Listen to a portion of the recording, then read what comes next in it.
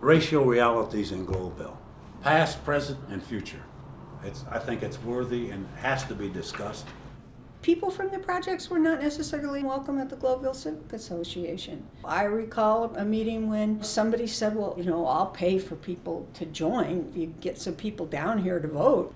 So those kinds of things, as outrageous as they seem, were almost really what it took to push the door open. At one time, Globeville had the highest citywide voter registration. As a result, we were actually able to influence some political decisions. And that spooked some people around town.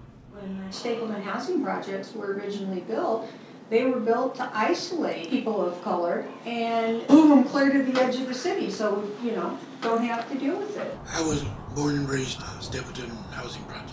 When I was growing up, if you were of color, you were not allowed in Globeville. We weren't allowed to swim in the swimming pool, come to the rec center. When we were going to school, we had to walk in groups from the projects down to Garden Place, and then would gather at the end of school and walk as a group back up. We were threatened by a lot of the younger people that lived here in the neighborhood.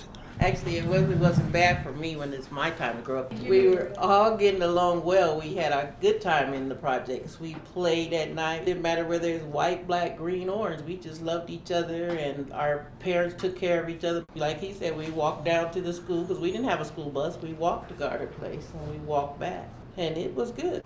That's why I decided to bring my children back here to raise them, because I enjoyed the life I had.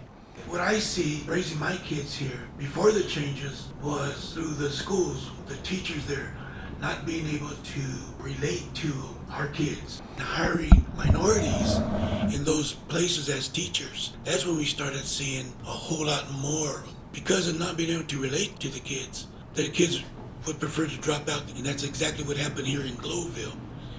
The impacts on our neighborhood are almost identical as they were in the 40s and 50s. The economics, we had thriving slaughtering industries, the smelting industry. It was an economic opportunity. At that time, people didn't realize there was also some environmental implications as a result of that. We used to say it was the most polluted zip code in Colorado, and I think now what you hear is it's the most polluted zip code in the United States. That's outrageous. Well, we have to reflect on the past. We have to prepare not only ourselves, the people in this neighborhood, the youngsters especially, for the future. And if we don't look back, I see the makings of the future, as Saul Alinsky said, the oppressed become the oppressor. And we need to be very aware that we don't become an oppressor.